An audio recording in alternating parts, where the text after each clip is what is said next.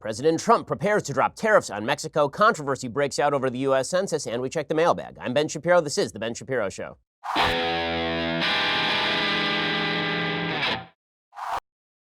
You finally made it. It's the end of the week. I mean, that's exciting stuff. It was a short week, but I will tell you here at the Daily Wire, it was not a short week at all. So I'm very grateful it is a Friday, but we're going to get to all the news in just 1 second. Admit it. You think cybercrime is something that happens to other people. You might think no one wants your data or that hackers can't grab your passwords or credit card details. You would be wrong. Stealing data from unsuspecting people on public Wi-Fi, one of the simplest, cheapest ways for hackers to make money. When you leave that internet connection unencrypted, you may as well be writing your passwords and credit card numbers on a huge billboard for the rest of the world to see, which is why I've decided to take action to protect myself from cybercriminals. I use ExpressVPN. ExpressVPN secures and anonymizes your internet browsing by encrypting your data, hiding that public IP address. ExpressVPN has easy-to-use apps that run seamlessly in the background of your computer, phone, and tablet.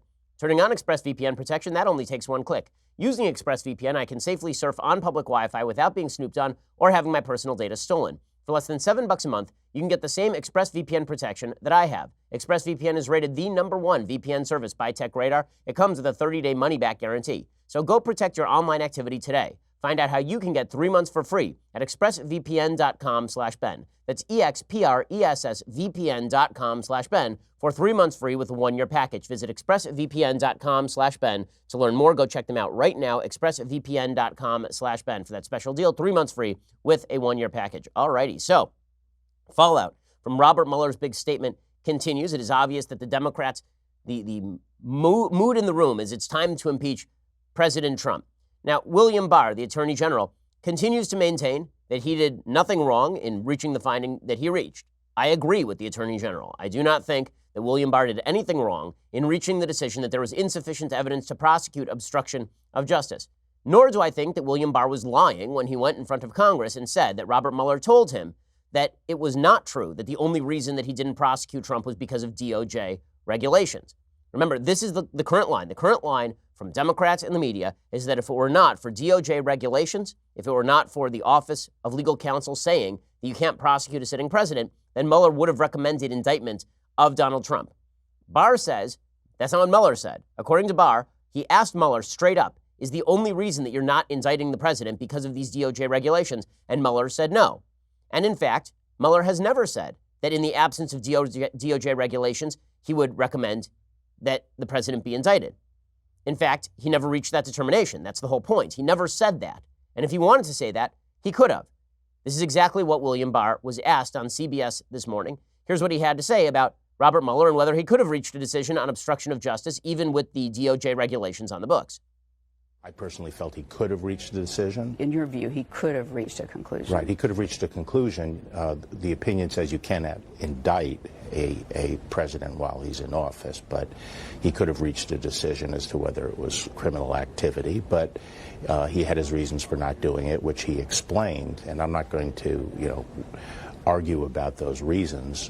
But when he didn't make a decision, the Deputy Attorney General, Rod Rosenstein, and I felt it was necessary for us as the heads of the department to reach that decision. Okay, so this is exactly right. I mean, what William Barr says here is exactly right. So he has done his job, right? He said, I got all the information. I made the call.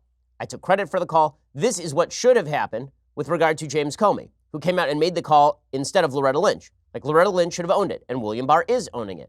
And good for William Barr. I mean, William Barr was asked, okay, so what about your legacy? Wouldn't your legacy have been different if you had ruled differently here? And William Barr's like, listen, forget about the legacy. I have a job in front of me. This is the difference between a good lawyer and a bad lawyer. This is the difference between a good judge and a bad judge. People who are tasked with implementing the law, their job is not to, quote unquote, do justice. Their job is to implement the law that is in front of them. If you want to change the law, you become a legislator. You become a politician. If you are a person who is tasked with carrying out the law, you are in the executive branch, or you are tasked with interpreting law, you are in the judicial branch. Your job is not to, quote unquote, do justice or create a legacy for yourself. All of that is nonsense. There's a famous story about Justice Oliver Wendell Holmes, very famous justice in the early 20th century in the United States on the Supreme Court. And there's some case that came up before the Supreme Court, and Oliver Wendell Holmes was on the court at the time. He was at some dinner party. And as he's leaving the dinner party, he gets into a carriage to drive away. And some man runs up to him, knocking on his window. And Holmes rolls down the window. The man says, Mr. Justice, Mr. Holmes, do justice, sir, do justice. And Holmes looks at him and says, it's not my job to do justice. It's my job to interpret the law. This is correct. So William Barr is asked, well, why didn't you do the fairer thing on CBS this morning? He says, listen, that's not my job. My job is to do the legal thing. And if that means that my legacy is not to be sung about in odes, then I guess that's my legacy. You're at the end of your career? I'm at the end of my career. It's a reputation that you've worked your whole life on, though. Yeah, but everyone dies, and I'm not, I don't believe in the Homeric idea that, immortality comes by, having odes sung about you over the centuries, So you don't regret taking the job? No. Okay, so good for Barr, right? I think that Barr has done the right thing here. I think all of the talk about how William Barr is some sort of corrupt official like Eric Holder acting as the president's wingman, I do not see the evidence of that. I think that the left is trying to swing it that way to make it look as though the Trump administration would have been indicted in the absence of William Barr, that if the process had gone the way it was supposed to go, that Trump would be in jail now, and thus impeachment is on the table. Well, look, people on the left are going to read this the way they want to read it, and they are reading it exactly that way. So Robert De Niro, who it wouldn't matter. I mean, Robert De Niro would indict a ham sandwich if the ham sandwich had an R stamped on it. Robert De Niro, legal expert, because he once played a lawyer on TV, I think, maybe. I mean, when he wasn't playing like a gangster or something. Robert De Niro cut a PSA about the state of the law on obstruction of justice. Now, I challenge Robert De Niro to read me the obstruction of justice statute and explain it to me. I do not think that Robert De Niro has ever read the obstruction of justice statutes. There are several of them. I do not think that he has a law degree, last I checked. I don't think he's a legal expert in any way. But here is Robert De Niro leading former prosecutors in a public service announcement that there is clear evidence that President Trump committed obstruction of justice and therefore he is impeachable. This is where the heart and soul of the Democratic Party base is, not only with impeachment, but also in Hollywood. Robert De Niro, the man who gets up on stage and bravely says to a crowd of fellow Hollywoodites who hate President Trump, F Trump, and gets a standing ovation. His bravery has extended to new heights with this public service announcement. Recently, over 1,000 former federal prosecutors who served under both Republican and Democratic presidents have united to sign a statement to help Americans understand what's actually in the Mueller report. Their conclusion should trouble us all. Listen to them in their own words. We carefully read and analyzed the Mueller report. And we all strongly believe that there is more than enough evidence to indict President Trump for multiple felony counts of obstruction of justice. If you or I did what President Trump did, we'd be facing prison. And no one, not even the president, should be above the law. In the words of the Mueller report, no person is above the law. Okay, so Robert De Niro leading the charge here. A couple of things. One, if the president were not the president, this investigation never would have begun in the first place. Okay, let's be real about this. The fact is that Paul Manafort was walking around at large until he made the unfortunate decision of joining the Trump campaign, at which point he went directly in the crosshairs of the FBI. Right? Paul Manafort was doing this crap for years. And the FBI knew about it. In fact, he was indicted on charges that spring from activity long before he joined the Trump campaign. The idea that if Trump were not in a position of power, that he would be guilty of obstruction of justice, well, that's not really true. And the reason that's not really true is because he's not been held to be indictable on obstruction of justice charges with regard to the people he worked with. For example, his personal lawyer, Michael Cohen. So Michael Cohen has tried to provide evidence that President Trump ordered him to lie. But even Cohen won't say openly that Trump ordered him to lie, which means no obstruction of justice. See, the difference between this and Bill Clinton is that Bill Clinton openly ordered people to lie to people. Okay, that is obstruction of justice. Donald Trump, and when I say ordered them to lie, I mean officials. Donald Trump told people to lie to the press. That's bad. That is not obstruction of justice. Donald Trump told his advisors he'd like to see Robert Mueller fired, and then when they said no, he didn't follow up. That's not obstruction of justice. That's him acting like a tool bag. Okay, that's not the same thing. And it's very easy for former federal prosecutors to sit there and say this sort of stuff, but if they were on the job, I really doubt they would be indicting. I don't think that they could get any sort of actual verdict on the basis of these facts. So here's where Democrats are. If you're a 2020 Democratic presidential candidate, you basically have one choice and one choice only. And that choice is that you push impeachment. And the reason you push impeachment is because there's no effect on you to not pushing impeachment. If you're Nancy Pelosi and you still want to be Speaker of the House, it's going to be very difficult for you to retain the speakership if you push impeachment, given the fact that there are a lot of suburban people, suburban women particularly, who are not all that interested in impeachment. See, here's the truth. Most Americans like stability in politics. They like the idea that they can go to sleep at night and wake up in the morning without having to feel the sense of crisis on their souls. It's the lead reason why the chief threat to President Trump's presidency is, in fact, President Trump. The more chaotic President Trump is, the more people feel uneasy, and the more the Democrats' sort of 1920 return to normalcy Warren G. Harding campaign has legs. Americans want to be able to feel that their government is basically in safe hands, that in the same way that you go out for the night with your spouse and you leave the kids with the babysitter and you don't want the babysitter to be a pyromaniac, it's the same sort of feeling with regard to government. You want to be able to go to sleep at night, take your wife out for a night on the town, and when you open up your computer afterward, you don't want to see that the world has imploded. Well, the media have done a good job of exacerbating President Trump's tendency toward chaos. But the same thing is true on the other side with regard to impeachment. Impeachment is inherently destabilizing. Most Americans aren't in love with the idea of impeachment. In fact, they think that impeachment is likely to lead to more chaos and more destabilization if people want to get rid of Trump, they believe. There's an election coming up in a year and a half. And we've lasted for 2.5 years, and things have been pretty much fine. Yes, there's been a lot of chaotic headlines, but the economy is fine, no foreign crises, all that's cool. So Democrats are playing a dangerous game, but if you're a 2020 candidate, you cannot afford not to call for impeachment, because your case is that President Trump is a force of chaos, President Trump is a criminal. So this is the happy medium that Democrats have to sort of push, that Trump is impeachable, but we're not going to impeach him.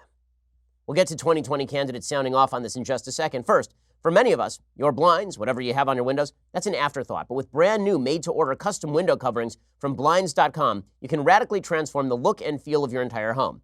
When they're right, everything in your home looks better, but when they're wrong, everything in your home looks cheap. With 15 million windows covered, over 30,000 five-star customer reviews, Blinds.com is America's #1 online retailer for affordable, quality custom window coverings. Blinds.com makes the whole experience incredibly fast and easy. Plus, every single order gets free samples, free shipping, a free online design consultation. Just send them pictures of your house, and they will send back custom recommendations from a professional for what will work with your color scheme, furniture, and specific rooms. They'll even send you free samples to make sure everything looks as good in person as it does online, and every order gets free shipping. They've really made it easy for you, so there's no excuse to leave up those mangled blinds. For a limited time, my listeners get $20 off at Blinds.com when you use promo code BEN. That is Blinds.com, promo code BEN for $20 off. Faux wood blinds, cellular shades, roller shades, and more. Blinds.com, promo code BEN. I've checked them out myself. I can tell you their services are just extraordinary. Rules and restrictions do apply. Go check them out. Blinds.com, promo code BEN, and get $20 off everything. Okay, Blinds.com, promo code BEN. Pretty good stuff. Alrighty, so the Democratic presidential candidates naturally have to push the idea that President Trump is a criminal. They will continue to push that without actually pushing impeachment. Beto is really that skateboard has run out of juice. He's really on a pot low. He's having a tough time. It's falling apart for him. But he says impeachment should be on the table because, brah, if it isn't, I'm basically effed. Here's Beto O'Rourke talking about impeachment in the weirdest possible way. Like what I'm about to say as Beto, it doesn't make any sense. But I'm talking to Chris Cuomo, so it doesn't have to, because Chris Cuomo doesn't understand things, so that's fine. We were attacked by a foreign power in 2016, an attack that was invited by the candidate who is now our president. An investigation into that attack was obstructed by this president. Unfortunately, the House of Representatives today has stalled in their pursuit of these facts and the truth. Only impeachment gives them the leverage and the mechanism necessary for us to know exactly what has happened and who is responsible for that. So we're still going to go with the collusion thing happened. After 200 pages of the collusion thing didn't happen, we're still going to go with the collusion thing happened. And the reason that we need an impeachment hearing is that we know what happened with Russia. Well, that is a different story than even Democrats. So they're shifting back to Russia now. So remember, this thing started with Trump-Russia stuff. And then it moved over to obstruction of justice. And now when it looks like the obstruction of justice thing is kind of falling apart, they're going to move back to, and the reason we need to investigate, so let's get this straight. We need to investigate obstruction of justice because there's Trump-Russia stuff. And now the reason that we need to investigate obstruction of justice on the impeachment level is to get to the underlying question of Trump-Russia stuff. So it started at Trump-Russia, it moved to obstruction, now it's moving back to Trump-Russia. I feel like you might be shifting the goalposts a little bit here, people. Getting a little dizzy. Meanwhile, Elizabeth Warren, whose basic campaign is, I will be the craziest person in the field. I mean, no matter what, I will be the craziest person in the field. I'll be crazier than Bernie. I will give you free everything. Everything free for you. Now Elizabeth Warren is pitching the vision of President Trump being frog marched out of the White House in chains. Here she is, Elizabeth Warren. Donald Trump did everything he could to derail, stop, halt, obstruct that investigation. Right. That is a violation of the law. Yeah. If he were anyone other than President of the United States, he would be in handcuffs and indicted. Okay, so no, that is not true. Again, that is not true. No prosecutor worth their salt would indict a case like this. There just is not enough evidence. You need to have corrupt intent. That is a very, very high bar. It is not clear in the absence of an underlying crime that corrupt intent is present. And meanwhile, the pitch has been put out there that President Trump is unique, that he's being uniquely protected. Now, this is very rich stuff coming from members of the Obama administration. So Valerie Jarrett, who is the sort of right-hand woman to Barack Obama in the White House, she appeared on some Sirius XM show yesterday, and she said, Barack Obama would have been impeached in a nanosecond if he acted like Trump.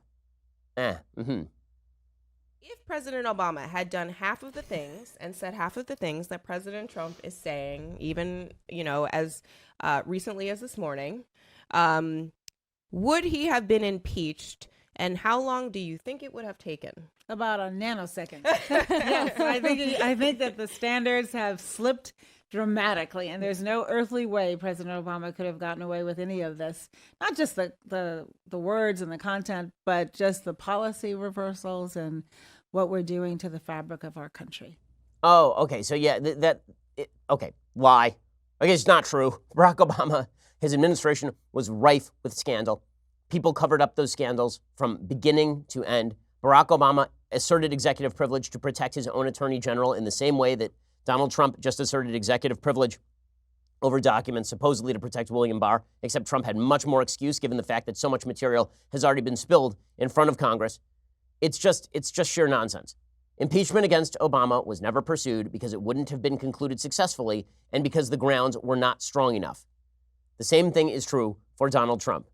Meanwhile, new information emerging about disgraced FBI agent Peter Strzok, who led the Trump-Russia investigation as well as the Hillary investigation. Fox News is now reporting that Strzok, who was later removed from special counsel Robert Mueller's investigative team for sending anti-Trump texts, was a central coordinator for the FBI on that offensive briefing, which included multiple agencies. 3 weeks earlier, Strzok had opened an FBI counterintelligence investigation into campaign aide George Papadopoulos. A source familiar with sensitive records documenting the August briefing told Fox News that Strzok was in a unique and apparently conflicted position. Strzok opened the FBI investigation into Russian outreach to Trump campaign aides, while at the same time, he was supposed to be warning the Trump campaign about Russian activities. So one of the questions that Trump has always asked about this entire investigation is, why didn't you guys just tell me that this was going on? If you suspected that my campaign aides were acting in nefarious fashion, then why in the world would you not actually just tell me about it so I could fire them? And folks in the FBI are like, well, it's because we suspected you. But the people who were not informing Trump were people like Peter Strzok. Peter Strzok's job was to inform Trump what was going on and give intelligence briefings to Trump. Peter Strzok, at the exact same time that he was refusing to turn over this information to Donald Trump, whose campaign this was, at the exact same time, Peter Strzok was texting with his paramour, Lisa Page, about their insurance policy against then-candidate Donald Trump, as Ryan Saavedra writes over at Daily Wire. Strzok texted FBI lawyer Lisa Page, quote, I want to believe the path you threw out for consideration in Andy's office, that'd be Andrew McCabe's office, that there's no way he gets elected, but I'm afraid we can't take that risk. It's like an insurance policy in the unlikely event you die before you're 40. As I wrote at the time, that looks an awful lot like motivation for launching an investigation into Trump in order to sink Trump as a hedge against Trump's victory. The FBI's investigation into Russian governmental interference in the election began in July 2016, just weeks before Strzok's text message. And that means there's now more of a smoking gun of FBI corruption against Trump than there is of Trump colluding with Russia. Herridge also notes that, Catherine Herridge at Fox News, she also notes that just a couple of days before the infamous insurance policy text message, the two anti-Trump agents had the following text message exchange. Page, Trump's not ever going to become president, right? Right? Strzok, no. No, he won't. We'll stop it. And as I wrote at the time, this is an explicit admission that high-ranking actors in the FBI saw preventing Trump's presidency as paramount. Barring some highly damning information demonstrating the full legitimacy of the Russia investigation, this text from Strzok to Page could and should completely destroy whatever faith that America still had in the legitimacy of the Russia investigation. John Ratcliffe, Republican of Texas, member of the House Judiciary Committee, told Fox News, quote, "There was a defensive briefing of candidate Trump on August 17th of 2016. And I can tell you what he wasn't told. He wasn't warned about a Russia investigation that Peter Strzok had opened 18 days earlier. Why would Strzok, who would participate at Jim Comey's direction in a defensive briefing designed to protect and warn a candidate, be the same person who was in fact at that time already investigating the candidate's campaign? That shouldn't happen, and there should be answers to those questions." President Trump's questions about the Trump-Russia investigation, I do not think are illegitimate. And people treating them as illegitimate have a bit of an axe to grind. We'll get the answers, but I'd like the answers, and I think that Trump is entitled to the answers. I think the American people are, in fact, entitled to the answers. My going theory is that this investigation was launched in good faith and that it quickly morphed into an exercise in confirmation bias from people who despised President Trump and already saw him as a Russian tool. That's my going theory. I mean, the more cynical theory is that the thing wasn't even launched in good faith. And that theory has been put out by people, including Andrew McCabe, over at National Review, that basically the Obama administration saw Trump as a threat, and therefore they authorized the FBI to go after him. I haven't seen the evidence of any of that at this point, but I think it's pretty obvious that there was some serious corruption going on inside the FBI with regard to how they decided to conduct the investigation. And meanwhile, the other big story of the day is that President Trump says that the United States will impose 5% tariffs on all Mexican imports beginning June 10th in a dramatic escalation of the border clash between the United States and Mexico, as according to the Washington Post. President Trump on Thursday said he would impose a 5% tariff on all goods entering from Mexico unless it stopped the flow of illegal immigration to the United States, a dramatic escalation of his border threats that could have sweeping implications for both economies. Now, I gotta say, I do not understand this move by the president. I don't think the president should ever have had this sort of tariff authority. As somebody who believes in the checks and balances of the Constitution, it is not the job of the president to set tariffs. It is the job of the legislature to set tariffs. If Congress wants to take back that power, they absolutely should. And if Democrats move to take back tariff power, then Republicans should move with them to do so. This is a constitutional issue. It's not even a Trump issue. The president should not have unilateral trade authority. Congress has the power to take back all of this authority. If you're going to sign some sort of trade treaty, then the Senate is supposed to ratify that treaty. And if you're going to set tariffs, that should be happening at the congressional level, not unilaterally at the presidential level via emergency executive order. It's nonsense. I don't like it from Obama. I don't like it from Trump. I don't like it in either direction, by the way. The president unilaterally lowering tariffs is a violation of the constitutional order. The Constitution prescribes that the legislature of the United States is supposed to be responsible for the policy decisions. The president of the United States is responsible for implementing those policy decisions and working with Congress to come up with things that can pass both the legislative and the executive veto. This has been completely skewed over the history of the Constitution into the president can do whatever he wants. I don't like it. I'll talk more about it in 1 second. First, let's talk about something we can all agree on, saving money. The reality is, if you're not shopping around, you're probably not saving money. So what if there was a way for somebody to do the shopping around for you? Well, that's exactly what Honey does. Honey is a free tool that you download to your computer's browser. While you shop online, Honey scans the internet for coupon codes and other discounts. Then it automatically applies the coupon with the biggest savings to your cart at checkout. Like magic, it takes 0 effort to install, just 2 clicks, and you're ready to start saving anytime you shop online. There's really no reason not to use Honey. I just leave it running on my computer all the time. It's free to use, easy to install on your computer in just 2 clicks. Don't take it from me, take it from our listeners. Get Honey for free at joinhoney.com/Ben. That's joinhoney.com/Ben. Honey is the smart shopping assistant that saves you time and money every time I shop on Amazon, every time I shop at MLB.com for my baseball gear, anytime I shop online to buy my wife jewelry. I promise you, Honey is great. It saves you money with virtually every purchase. Go to joinhoney.com/Ben. Go check them out right now. You really have nothing to lose. It's free, and you're going to save money. Joinhoney.com/Ben. Okay, so as I say, President Trump says he's now going to impose tariffs on all goods entering from Mexico. The problem is that he's basically taxing the American people. A tariff is a tax on Americans. Now, you can say that the tax on Americans is designed to elicit changes in policy from another country. So this has been the case that's been made to me by folks, including Newt Gingrich, with regard to President Trump's tariff fight with China, saying the only way to get China to stop cheating is for us to tariff China, and it'll hurt them more than it hurts us. Yes, it will hurt American taxpayers, but that will be temporary because we will force the Chinese to stop cheating. That, at least, is arguable, and I think there's something to it in the sense that China is an actual geopolitical rival to the United States attempting to maximize its power. So if they are getting richer and we are getting richer, but they are getting richer at a faster rate than we are getting richer, that may not in fact be good for us. I think there's an open argument, historically speaking, as to whether Richard Nixon should have opened China in the first place. There were complicating factors at the time, like the fact that we were trying to separate off the Chinese from the Soviet Union. But there's a case to be made that the attempted thought experiment that if we just allowed the economy of China to liberalize, that the politics of China would liberalize, that thought experiment has basically failed, and that was a mistake. That's why I think that putting tariffs on China, not quite the same thing as what Trump is doing here with tariffs on Mexico. What exactly does he hope to accomplish by slapping tariffs on Mexican goods, other than the president kind of likes tariffs? Well, he says he wants to stop illegal immigration that way. This policy is not designed to elicit the proper response. It is not. So you slap tariffs on Mexican goods. You're going to accomplish a couple of things. One, you're going to tax American citizens, because the fact is that Mexico is our third largest trading partner. I believe that it goes China, EU, Mexico. Okay. That's not great for Americans. And these tariffs are going to escalate. It's going to start at 5%. It's going to go all the way up to 25%. So get ready for your products to get more expensive. So not good for the economy in a near election year for the president. And for you, right? I mean, you are the taxpayer. Number two, it's going to impoverish the economy of Mexico. Now, what Trump would say is, right, that's the threat. If I impoverish the economy of Mexico, the Mexican government is thereby incentivized to stop illegal immigration. But there are two problems with that. One, if the economy in Mexico is worse, where do you think those people are going to go? Where do you think the Mexicans who are living in a bad economy are going to move? Do you think they are not going to move north through our porous border? In fact, every period in American history where the American economy is doing really well and the Mexican economy is not doing really well, you know what's a thing that happens a lot? Illegal immigration. Also, do you really think that the Mexican government, which is politically accountable, remember, that the Mexican government is going to crack down on illegal immigration in the midst of a bad economy?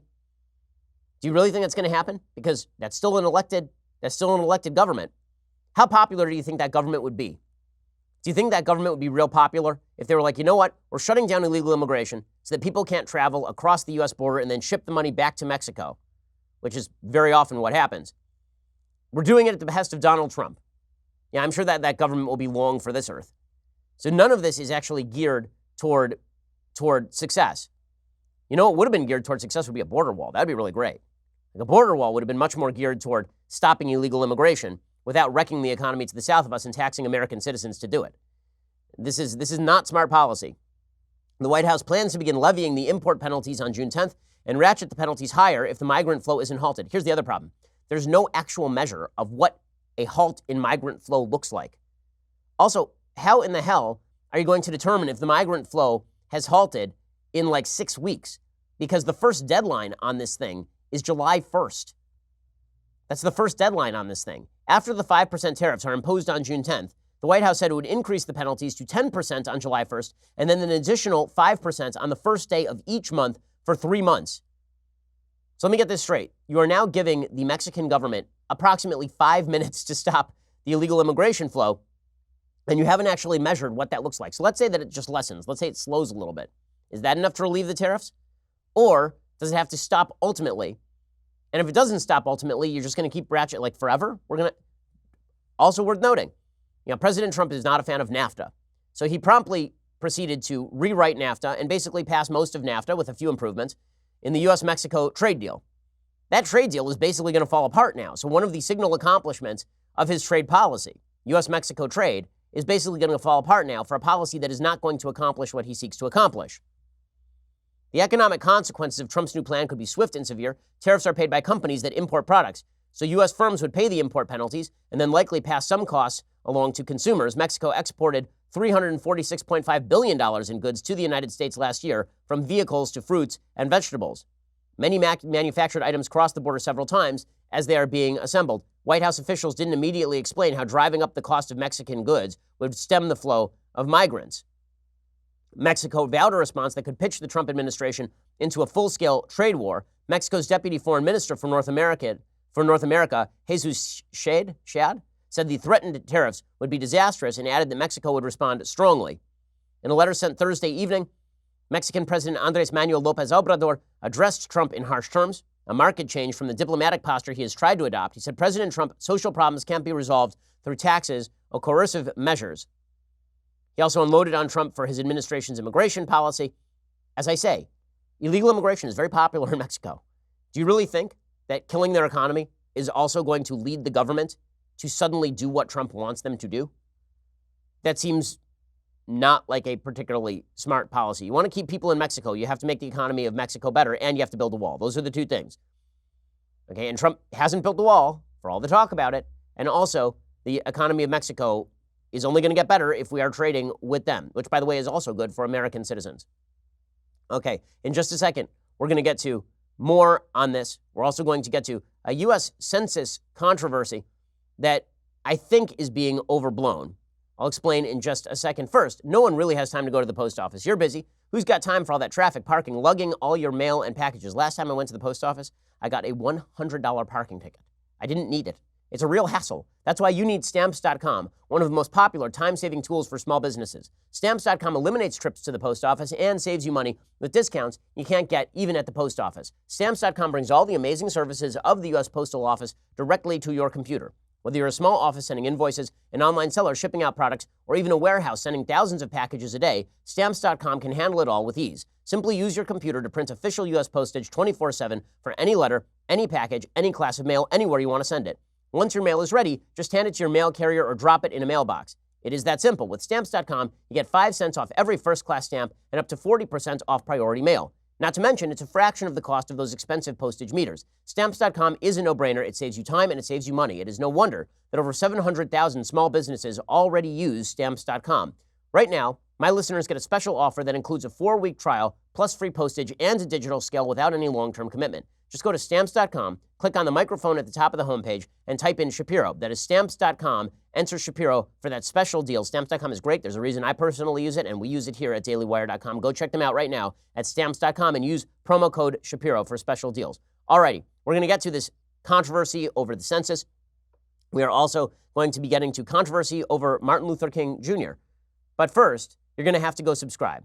It is a glorious time of the week, let me point out, when I give a shout out to a Daily Wire subscriber. Today, it is Morgan Lynette, who's posted one of life's great and eternal truths on Instagram. In the picture, Morgan, who's wearing a charming pink dress with a blue elephant print, writes, "Leftist tears go with every ensemble," punctuated with a kissy face emoji.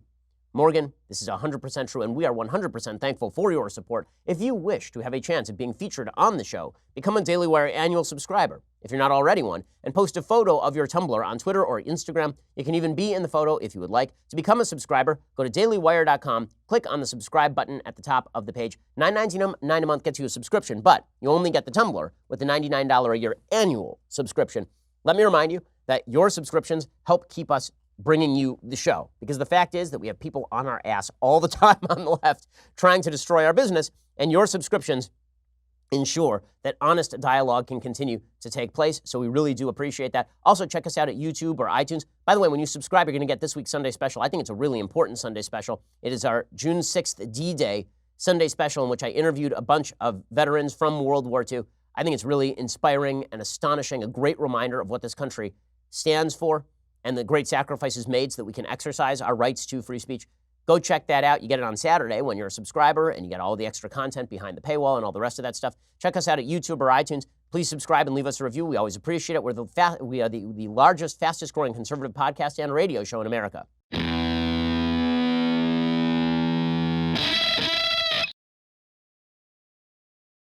Okay, so there's a controversy that's been breaking out. One of the great lies, I think, that the Democratic Party continues to tell is that the Trump administration and Republicans in general are vicious racists who are seeking to water down the vote of minorities because they don't like minorities. This is untrue. What is happening, and has always happened, is that gerrymandering is designed to benefit your political party. And that means drawing lines around your political opponents and watering down their districts or consolidating their districts so there are more competitive districts for you. This happens in every Democratic state. It happens in every Republican state. The reason this has become a national issue now is because the Trump administration is considering asking a citizenship question on the US Census. Now, this seems like a no-brainer, right? It seems like we should know how many illegal immigrants live in the United States. And it seems like we should really know that for purposes of apportionment. Because one of the weirder things about the American political system is that we have to decide exactly how seats are apportioned in the United States Congress. Remember, every district, we have a one-man, one-vote rule when it comes to the House of Representatives. But the way that works is that we measure the population of a district, and each district has to be equivalent in terms of population. So what that means is that a district in Montana may cover the entire state of Montana, and a district in California may cover a slice of Los Angeles. And how you draw those districts matters an awful lot. But in terms of citizenship, we measure the population of the district. We do not measure the number of registered voters in the district. So in other words, if you have 100,000 illegal immigrants living in a district and one registered voter living in that district, that one voter will have as many representatives as another district with 100,001 registered voters. Right? You could have a district where it's only registered voters and a district that is one registered voter and 100,000 illegal immigrants, and they will have the same number of representatives. That's how apportionment works. So the Trump administration has been moving toward the idea that apportionment should not be taking place on the basis of people who legally should not be in the country, which makes perfect sense to me. But now the left is trying to make the argument that to even ask the citizenship question itself is racist, of course. So there's an argument over at the Washington Post, a long article at the Washington Post. Despite Trump administration denials, new evidence suggests census citizenship question was crafted to benefit white Republicans. And here's the way that they tell the story. Just weeks before the Supreme Court is expected to rule on whether the Trump administration can add a citizenship question to the 2020 census, new evidence emerged Thursday suggesting the question was crafted specifically to give an electoral advantage to Republicans and whites. Now, again, if inherently you denigrate the populations of a district because it is largely illegal immigrant Hispanics, that is going to benefit other populations in the country, including Republicans and whites, but not limited to those groups, obviously.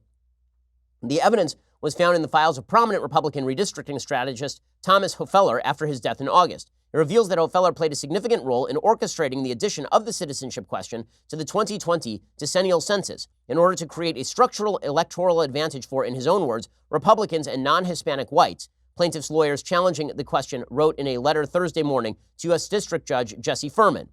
The lawyers also argued that Trump administration officials purposely obscured Hofeller's role in court proceedings.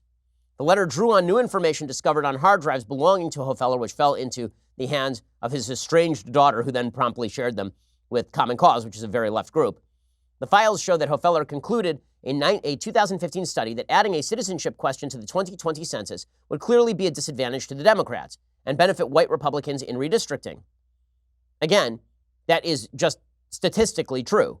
That does not necessarily mean that it is statistically racist, in the same way that if you redistrict and you basically take a district that was heavily Democrat and heavily black, and you split it into two districts where now black Democrats have a 51% majority in those two districts. Now black Democrats have 2 seats, presumably, that they get to take as opposed to 1 in this particular district, just statistically speaking. That's not a racial breakdown question. It's just it's a recognition that many groups in the United States tend to vote in terms of polarized racial blocs.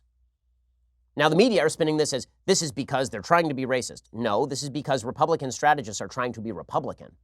Okay, that does not mean they don't want Hispanic people to vote. It does not mean they don't want black people to vote. It does not mean they don't want Democrats to vote. It means they want to redistrict to help Republicans, just as Democrats have always wanted to redistrict to help Democrats. And also, as a general rule, it is worthwhile noting that districts should not represent people who do not belong in the country.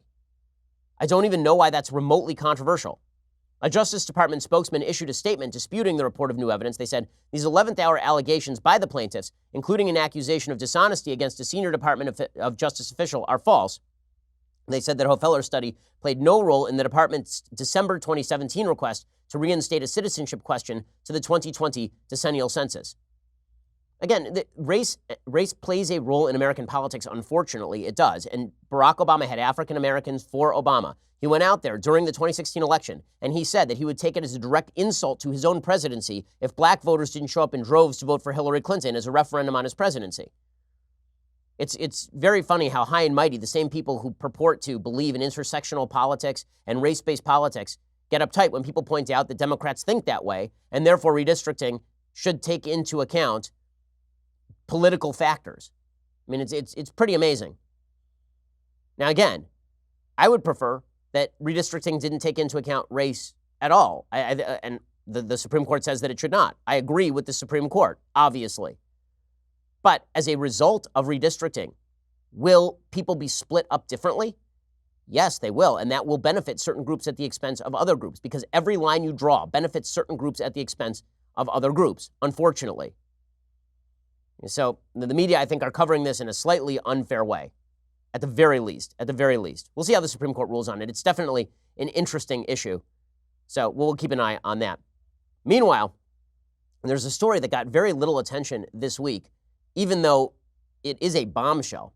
And according to the Atlanta Journal-Constitution, Martin Luther King Jr. allegedly had sexual relations with at least 40 women, from prostitutes to people within his inner circle, according to explosive new research published Thursday by David J. Garrow, one of the civil rights leader's foremost biographers.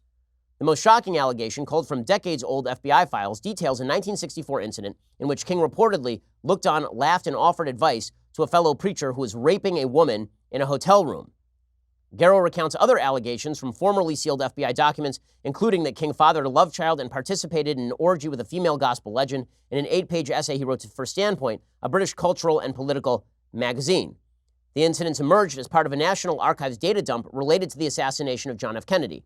In 2018, President Donald Trump ordered the release of more than 19,000 Kennedy-related documents. The documents included some surveillance summaries of FBI wiretaps of King between 1963 and 1966 in his home, office, and hotel rooms, as well as information from informants who had infiltrated King's circle.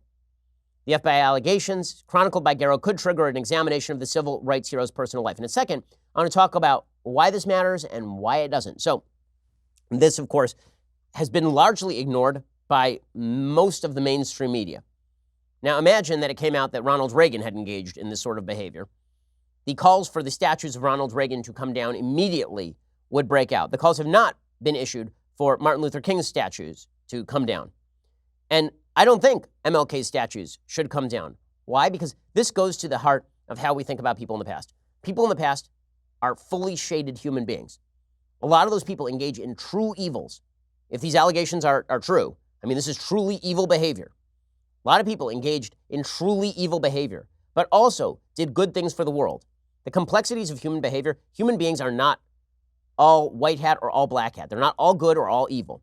Human beings do good things and they do bad things. Human beings sin and they commit great acts of courage. The reason we build statues to MLK is not because we are enshrining his personal love life, not because we are enshrining his treatment of women.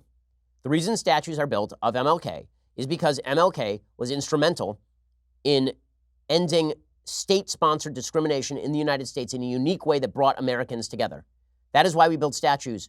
And it's the same thing with regard to Thomas Jefferson or George Washington. The reason you build a statue to George Washington is because he was the father of our country, because he was the most important leading founding father figure in America. We're not building a statue of him because we are enshrining his views on slavery or his own personal behavior with regard to slavery. The same thing is true of Thomas Jefferson. Now, things get more dicey when you talk about building a statue of a Confederate general, because then the question is, what are you paying tribute to? Are you paying tribute to the Confederacy, which was an evil organization in its promulgation of slavery? Are you building a tribute to the person for their personal courage? Is the statue built because you are admiring the courage of the man? With MLK, it's pretty obvious. You are not building a statue because of his treatment of women. You're building a statue because of his role in the civil rights movement. If we are now going to tear down statues of everybody who did a great thing but also bad things, even though the statue really is meant to commemorate the great thing, there will be no statues. It turns out all human beings do some really crappy stuff. So this MLK thing should be a great reminder to folks who are intent on tearing down every monument or chipping names off every building, that simply building monuments or putting names on buildings is not an endorsement of every aspect of a human being's life. Neither is voting for someone, by the way. If you vote for someone, that does not mean that you endorse every aspect of what they do or who they are. If you personally then go on to endorse all the aspects of what they do or who they are, that is a you problem. But simply voting for someone, even building a monument to someone, doesn't mean you endorse everything about them. So we ought to keep that in mind, because even people who made tremendous contributions to humanity, allegedly, can do some truly evil things if these stories about MLK are true. Okay, time for some mailbagging, so let's get to it. Alrighty, Joel says, Shalom from Toledo, Spain. Cool. As a conservative, I've been posed the following question. Given that we have public services for safety, such as fire and police departments, why should healthcare not be public? I've tried to argue that there are personal decisions that affect the type of healthcare needed, but there are still some contagions that cause externalities beyond one's personal choices. How would you argue the difference between these services? What are the general principles that would constitute a service to be public? Okay, so there's a basic view in economics that there is a difference between so-called public goods and private goods. Okay, public goods are goods that are what we call non-excludable and non-rivalrous. Okay, so sunshine is a non-excludable, non-rivalrous good, meaning your enjoyment of the good does not decrease my enjoyment of the good, and it's non-excludable. I can't stop you from enjoying the sunshine. Okay, we tend to view police and firefighters in that way, that police and firefighters are non-excludable, non-rivalrous goods. Okay, you get to take advantage of the fire department, I get to take advantage of the fire department. Your enjoyment of the fire department does not decrease my enjoyment of the fire department. Your enjoyment of the police department does not change my enjoyment of the police department. Now, it's true that on the very extreme edges here, then it could be rivalrous, theoretically, right? I mean, you have a small police department and too many citizens, so that means that my enjoyment of the police department does, in fact, deprive you of your enjoyment of the police department. But overall, the idea that the police and firefighters, the building of roads, that these things are non-excludable and non-rivalrous, that you enjoy it, I can't stop you from enjoying it. The same thing holds true for the Army, right? Non-excludable, non-rivalrous. The Army defends my town, which means it defends you too. Right? And my enjoyment of the military does not decrease your enjoyment of the military. Those would fall under the category of public goods. Private goods are both excludable and rivalrous. I own my home, and I can keep you out of my home. Right? I can exclude you, and my enjoyment of my home prevents you from enjoyment of my home. That is, any typical good is a private good. So is healthcare more like a non-excludable, non-rivalrous good, or is it more like an excludable, rivalrous good? And the answer is my enjoyment of my doctor prevents you from enjoying my doctor. And that doctor has a right to exclude you from service. The doctor does not have a duty to serve you. So it is more like a private good. Healthcare is more like a private good. Now, you talk about contagion. Contagion now moves into the issue of externalities. This is where regulations are necessary. So this is why, for example, I'm in favor of government-mandated vaccinations.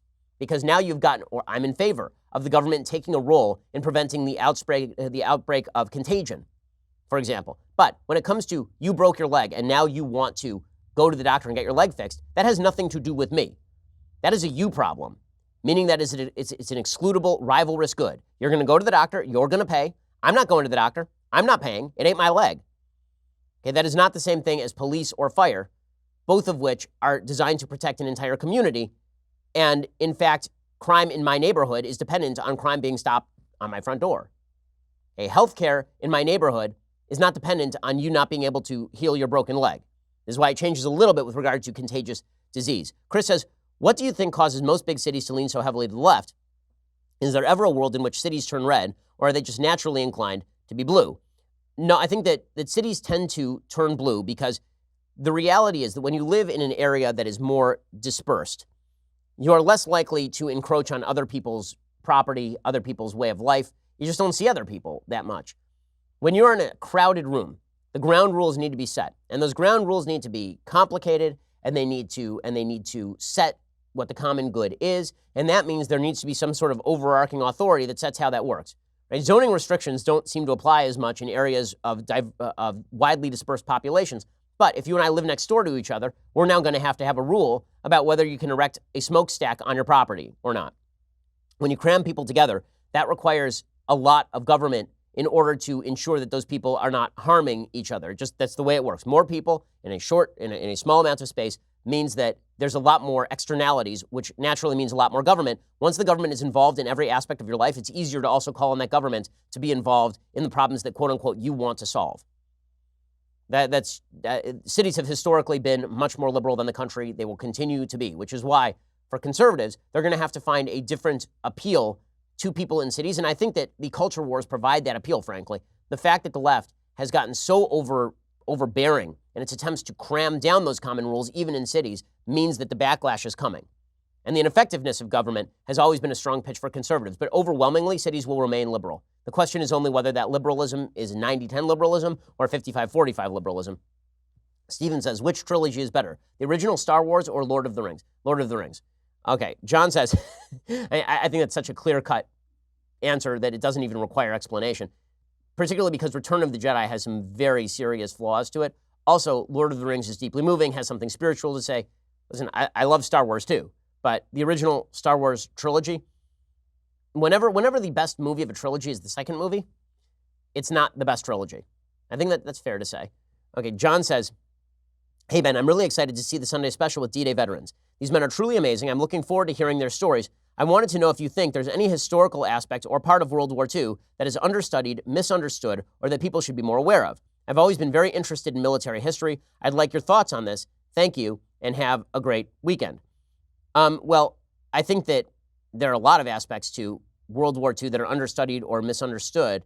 Some of those aspects include the origins of World War II and Stalin's role in helping to initiate World War II by siding with Hitler.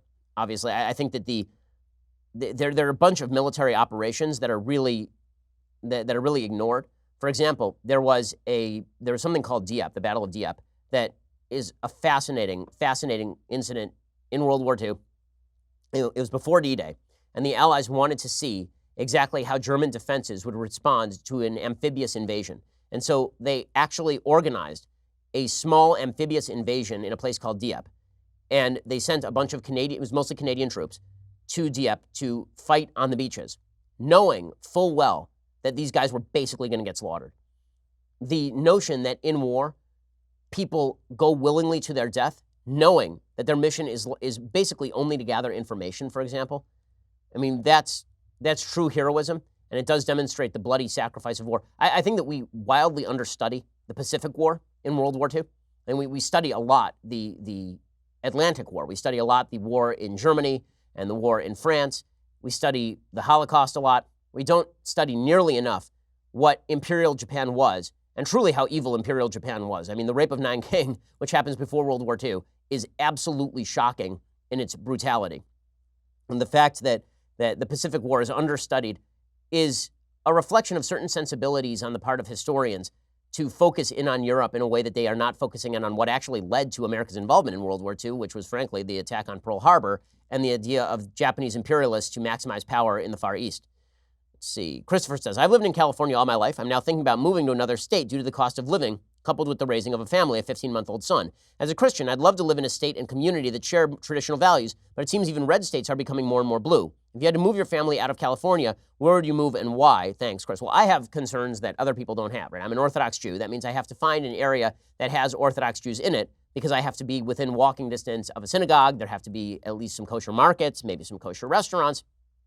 So that there have to be Jewish day schools. So that limits sort of where I can go. So the biggest Orthodox Jewish populations in the United States are unfortunately all in very liberal areas. It is New York, Chicago, Los Angeles in order of population. It's New York, Los Angeles, Chicago, and then Dallas, I believe. Dallas is a growing community, so we'd probably consider Dallas.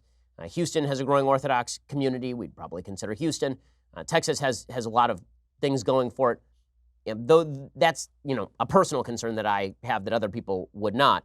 But listen, I think there are lots of red areas around the country that have a really great living and cost of living, have a lot of burgeoning jobs. If I were not Orthodox, if I were not Jewish, I'd be looking to places, further north. I'd be looking to Iowa. I would be looking to maybe South Dakota. I'd be looking to some of these places that have booming economies and that are smaller states, and that means that the smaller states are unlikely to go deep blue anytime soon, just because, again, smaller states with more dispersed populations are less likely to have big cities governing them.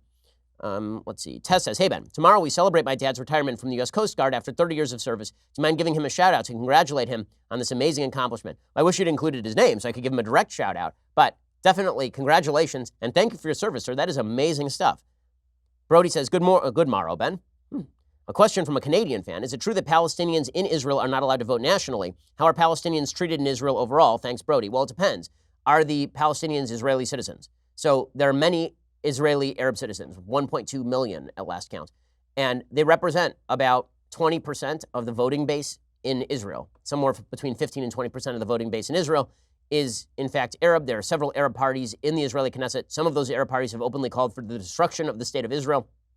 Amir Bashar leads one of them. So the fact that Arabs in Israel vote is true. Arabs living under the rule of the Palestinian Authority don't vote in Israeli elections because they're not ruled by Israelis. Israel has set up military blockades, basically, in order to prevent the invasion of people who wish to kill Israeli citizens. But Palestinians have been engaged in self-rule in the West Bank and Gaza Strip for a long time. It's more self-rule in the Gaza Strip than even in the West Bank because the West Bank is more integrated territorially with Israel than the Gaza Strip is. But the Gaza Strip has been engaged in, like, why should Palestinians living under Hamas, who elected Hamas in 2006, why exactly should they be voting in Israeli elections? Why should Palestinians who live under the Palestinian Authority, I was informed that effectively that Palestinians should have autonomy, why should they vote in Israeli elections any more than the Israelis should vote in the Gazan elections? Let's see, Alex says, hey, Ben, I was listening to a podcast on Locke and the subject of property and productivity. The host argued that with no property tax, there's no incentive. The land can sit there and waste if the owner so decides, but with the tax, at least something is gained, and it can also encourage productivity in order to pay the tax. What are your thoughts on the taxing of private property as a means to encourage owners to make the land in which they own productive? Love the show. Well, I'm against property taxes because once I pay for it, the government no longer has a role. Once I pay for, there's no other product in the United States where you pay a sales tax on it, and the next thing you know, you have to keep paying a tax on it every single year. When I buy a car, I don't keep paying a tax on the car every single year. When I buy property, I pay a certain sales tax, effectively speaking, and then I'm supposed to pay for the value of the property every single year, a percentage of the value of the property.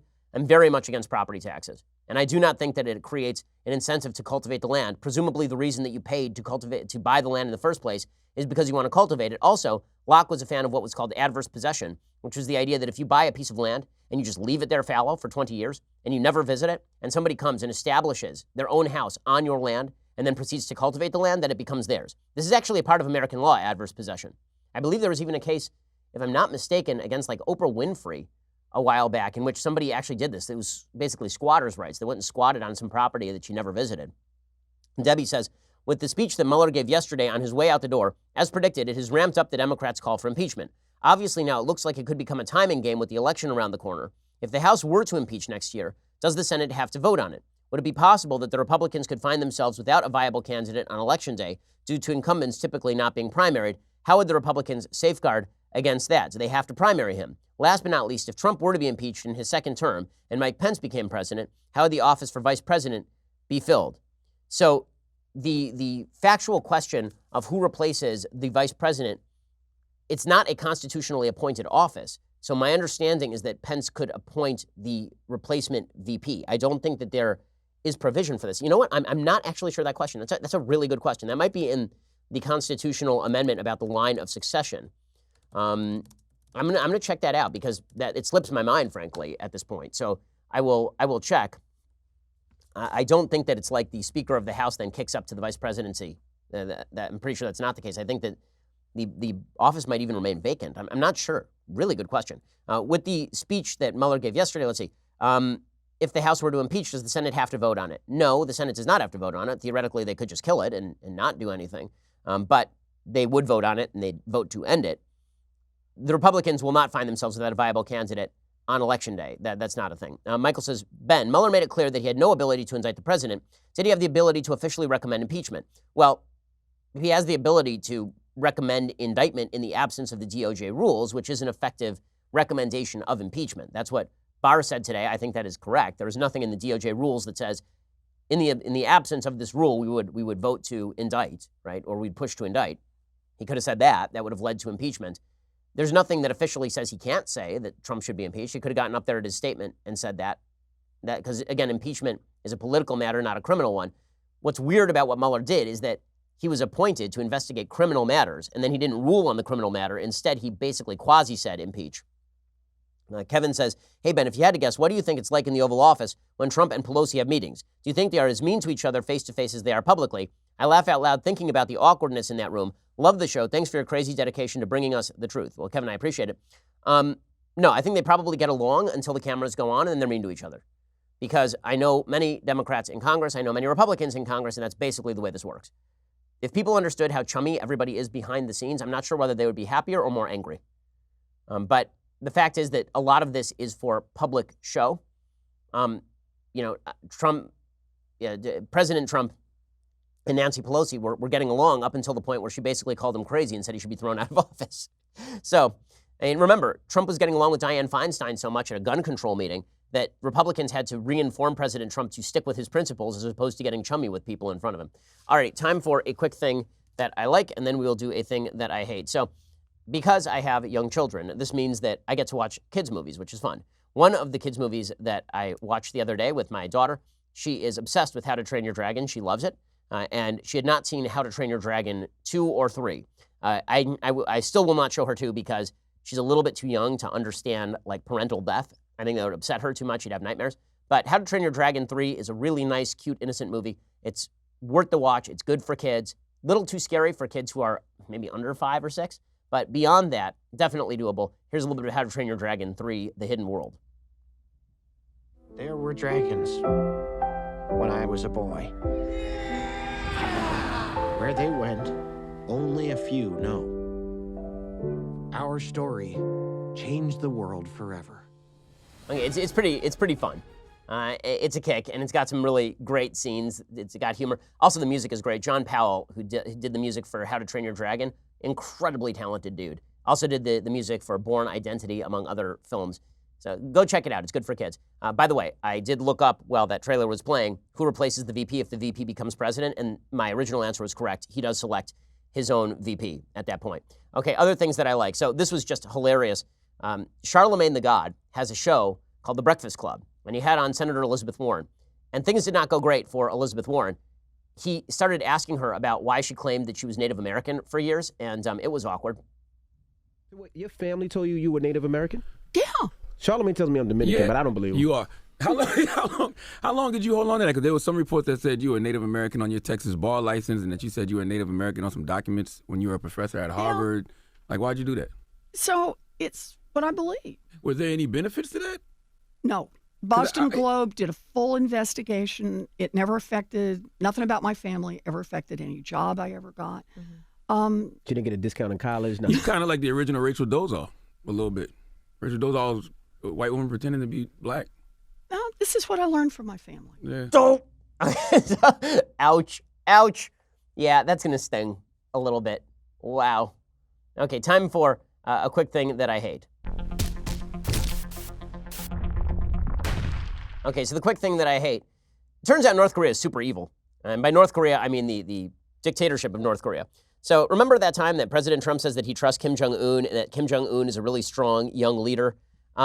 Yeah, here's what happened in the aftermath of some negotiations that went wrong. According to USA Today, North Korea executed its special nuclear envoy to the United States as part of a purge of senior officials over the failed summit between Kim Jong-un and President Donald Trump, according to South Korea's Chosun Ilbo newspaper. Kim Hyok-chol was executed by firing squad in March, along with 4 other foreign ministry officials, the paper reported. North Korea neither confirmed nor denied the report. South Korea's government was not able to confirm the claim.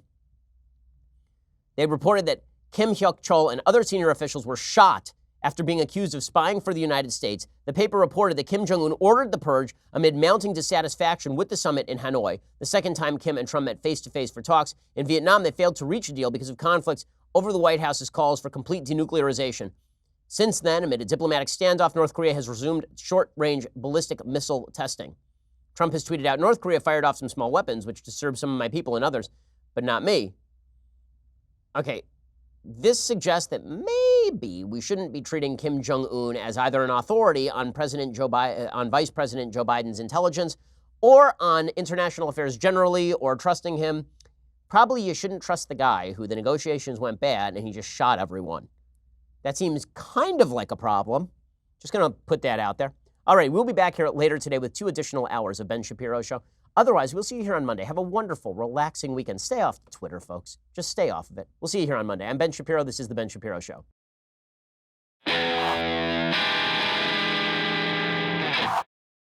This is The Ben Shapiro Show. Executive producer Jeremy Boring. Senior producer Jonathan Hay. Our supervising producer is Mathis Glover. And our technical producer is Austin Stevens. Edited by Adam Sayevitz. Audio is mixed by Mike Caromina. Hair and makeup is by Jesua Olvera. Production assistant Nick Sheehan. The Ben Shapiro Show is a Daily Wire production. Copyright Daily Wire 2019. Betting markets, election models, and a political scientist who has correctly predicted 9 presidential elections all say Trump is headed for victory in 2020. We will examine why. Then Liz Warren gets wrecked on the radio, the world's tiniest baby ever is born, Elton John hates his country, and conservatives open up a major fight over the definition of conservatism. Check it out at The Michael Knowles Show.